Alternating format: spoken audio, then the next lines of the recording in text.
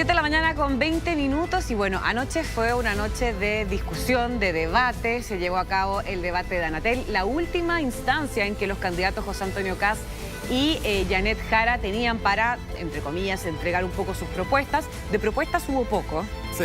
Debo decir que más que nada hubo más ataques, más discusiones, más confrontacional. Estamos con Mauricio Morales, por supuesto, que nos va a ayudar a analizar. Y a tu juicio, Mauricio, ¿cómo estás primero y quién ganó? Bueno, la clásica pregunta. Sí, es una clásica pregunta y lo podríamos evaluar de acuerdo a lo siguiente. José Antonio Kast entró con una postura con mayor personalidad en comparación con el debate anterior, y eso en un principio descolocó a Janet Jara, pues a lo mejor esperaba que Kast llegara con una postura muchísimo más tranquila a ese debate, cuestión que no ocurrió. En segundo lugar, Florencia, antes de definir ganador o perdedor, me gustaría hacer dos puntualizaciones que me parecen muy relevantes. Mira, en este debate hubo dos grandes consensos que se taparon producto del exceso de discusión entre los candidatos. El primer consenso es que no vamos a tener, gane quien gane, un retroceso en materia de derechos sociales adquiridos, particularmente en torno a la PGU, a la indemnización por años de servicio, a las 40 horas e incluso el salario mínimo, cuestión que había sido materia de debate en confrontaciones anteriores. Es decir, los candidatos consensuaron una cuestión muy relevante vinculada a derechos sociales. Y la segunda cuestión, que a mí me gustó muchísimo, Florencia, fue el consenso en torno a la democracia. Cuando Janet Jara señala que Nicolás Maduro es un dictador y que debe someterse a todo el juicio político necesario y que no debiese existir amnistía para él, significa que hemos dado un tremendo paso en el sentido de que dos candidatos polares están de acuerdo con un sistema democrático y adicionalmente con derechos sociales que se han ido adquiriendo en el tiempo. Yo entiendo, y muchas personas me lo han comentado hoy día en la mañana, que el debate pareció ser en algún minuto solamente confrontación, solamente pelea y que no hubo posibilidad de escuchar algo distinto. Entre todo ese ruido me saltaron estas dos cosas que son para mí extremadamente relevantes. Kast emparejó el debate, contestando ahora tu pregunta, emparejó el debate en comparación con lo que sucedió en Archi, y Janet Jara intentó por todos los medios también sacar a la luz cuestiones quizás de carácter más personal de José Antonio Kast, en el sentido de que a cada minuto le decía cálmate, relájate, tranquilízate, entonces tratándolo casi como en minoría de edad, por decirlo de alguna manera, y Kast no cayó tanto en el juego, aunque en el momento de las preguntas cruzadas fue realmente una cuestión insoportable, porque ahí era imposible que nosotros y la gente que estaba viendo sacara alguna conclusión válida de aquello. Ahora, ¿cuál crees tú que fue el tema más complejo? Porque hubo varios roces, sin duda. El tema de la migración fue uno, el tema de del error también de 1.200.000 asesinados que dijo José Antonio Kast, que después tuvo que rectificar que eran 1.200 durante la administración de la actual administración, pero también, por ejemplo, esas declaraciones de Janet Jara, que después ella rectificó y dijo que lo había leído en la prensa, que los medios decían respecto a los intentos golpistas de María Corina Machado, que hoy día debería estar recibiendo el Premio Nobel de la Paz. Fueron varias instancias, pero ¿cuál crees tú que fue el tema que más, podríamos decir, el más álgido? Yo diría que el tema más álgido dentro de todo lo que tú estás señalando, y solamente para añadirlo, fue los temas relacionados con migración. ¿Por qué? Porque, claro, Janet Jara nuevamente le pregunta a José Antonio Kast cómo lo va a hacer para expulsar a esos 337.000 migrantes irregulares, y ella le decía que en un principio le había planteado la expulsión, después la invitación a salir, posteriormente que se pagaran el pasaje o que los empleadores pagaran el pasaje, y ahora señala que le va a quitar algunos derechos sociales a esos migrantes irregulares con el fin de promover su salida. Y Kast no pudo responder de manera tan contundente como sí lo hizo en otros asuntos. Me imagino que él tiene una estrategia una vez que llega al gobierno, pero por lo menos en este caso no quedó del todo prístina o del todo clara para una persona cualquiera que estaba viendo este debate presidencial. Bueno, de hecho, Mauricio, tenemos ese momento. Te invito a que lo pasemos a revisar. Lo primero que les puedo decir es que no vamos a regularizar, no vamos a ordenar, no vamos a empadronar a ninguno de los 330.000, como lo ha señalado Janet Jara en distintas ocasiones, porque va cambiando. Primero era empadronar, después lo vamos a registrar, después lo vamos a coger. Pero usted, ¿qué va a hacer Nosotros no vamos a regularizar a ninguno. Y le estamos diciendo a todos ellos que les quedan 92 días para que dejen nuestro país libremente. ¿Me podría informadamente. responder no lo que no va a hacer, sino lo que sí va a hacer? Lo que les estamos señalando es que les quedan 92 días. Y después de los 92 días, la persona que vaya a solicitar cualquier recurso del Estado, sea en salud, sea en educación, sea en transporte, sea para una remesa, sea para un contrato, sea para vender algo, esa persona va a quedar registrada y va a ser invitada a salir. La dificultad para poder regularizar personas que han entrado por la ventana es que en Chile eso no se puede hacer. Ahora, el problema es que hay gente que ha entrado por la puerta y igualmente, desde varios años ya, casi 7 años, que es donde vienen las principales olas migratorias, que no ha podido en sus trámites. Entonces yo sé que ahí tenemos un déficit, pero sé que lo debemos abordar con gestión pública y sin cerrar los ojos. Porque cuando aquí se dice que en base a los dichos de una pura persona, que además cambia de opinión toda la semana, los migrantes se van a ir y habría que hacer un corredor humanitario para eso, en realidad es como la quinta versión de un mismo problema. Yo lo que tengo claro es que es una dificultad difícil, que hay que tener capacidad de gestión, que hay que empadronar a la gente que falta, que hay que expulsar a la que no cumple los requisitos, que son evidentemente una relación familiar, un trabajo y no tener antecedentes penales. Y sobre si hay o no una regularización, creo que tiene que ser un tema de conversación del sistema político y resolverlo en unidad. Bueno, hay otro punto también, Mauricio, que de hecho salió anoche en la franja, que yo me fijé, que es el tema de las 40 horas, que ahí también decían, por parte de la franja de José Antonio Caz, aparecía la Mara Cedini y decía, claro, que vamos a eliminar las 40 horas, es mentira. Y eso es algo que también se tocó anoche en el debate, ¿no? Sí, ese fue, diría yo, uno de los temas centrales y como lo comentaba en un principio, me sorprendió para bien el hecho de que el candidato José Antonio Caz señalara de manera muy explícita que este tipo de cuestiones no se va a tocar en el sentido de que son derechos adquiridos, ¿verdad? Y esa es una buena noticia para las personas que en algún minuto pudieron pensar que iba a existir una especie de reversión de políticas públicas que ha costado tanto consensuarlas en el mismo Congreso. En consecuencia, ahí Caz cerró una ventana que había dejado abierta en el debate anterior y que ya le había producido problemas. Y algo importante, Florencia, en términos de marcos de debate. Si es que Caz insistía en cuestionar las 40 horas o el financiamiento de la PGU, cuestión que lo pasó a mencionar en algún minuto, iba a abrir el eje Estado-Mercado. Es decir, candidatos que son más pro-Estado, candidatos que son más pro-mercado, y los derechos sociales tienen que ver con ese eje que en términos de debate no le acomoda mucho a José Antonio Caz, y el eje que más le acomoda al candidato es el eje gobierno-oposición y continuidad-cambio.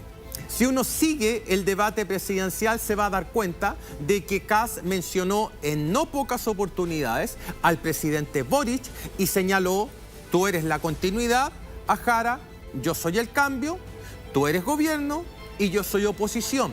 Eso, Flo, lo que produce son atajos informacionales para la gente que no está interesada en política. La gente va a decir, bueno, aquí hay un candidato que ofrece cambio, otro que ofrece continuidad, y evaluaremos como votantes si es que nos conviene como país continuidad o si nos acomoda más el cambio. Perfecto. Bueno, tenemos ese momento, Mauricio. Te invito a que lo pasemos a revisar. ¿Por qué quieres hacer eso si la gente tanto tiempo ha estado por tener más tiempo con su familia y cuidar a sus hijos? ¿En qué parte ¿Cuál es la programa, idea? Janet? ¿En qué parte del programa? En la parte de las pymes. ¿Cuál? Ya. Son 13 ejes, 33 medidas. Comienza el tiempo de respuesta. Hagamos algo. Yo no hay problema. Hagamos algo para responderte tu pregunta. Sí, mira, ¿En qué parte del programa? En el programa que está publicado en el CERVEL. ¿Va a echar atrás las 40 horas? Porque a mí me alegra que la gente pueda llegar ante la casa. Con el tono divisorio, Janet. Y me pregunto todos los días, ¿cómo convencer al gobierno de que trabaje por la seguridad de Chile? Hagan algo, Janet, hagan algo. ¿Y qué tiene que ver con la pregunta días que se está haciendo? ¿Y por qué me lo dices a mí si yo no estoy en el gobierno? Yo me hice responsable de todo lo que tuve que hacer cuando fui ministra. Yo saqué adelante las 40 horas, el salario mínimo, la reforma a las pensiones, Janet, y recuperé muchos puestos de trabajo. Tú solo criticas. No eres capaz de construir nada. Develo, Janet. Y la gente, ¿sabes qué? Te va a juzgar por eso, 1.200 asesinados por año, 3.000 violaciones por año, 40.000, claro que para ti no es bueno. 40.000 compatriotas mueren esperando atención de salud. Les pido que hablen de a uno. Sí, bueno, eso pasó harto en el debate, la verdad Harto. que se atropellaban bastante y la gente en sus casas a través de la televisión no podía escuchar muy bien las propuestas.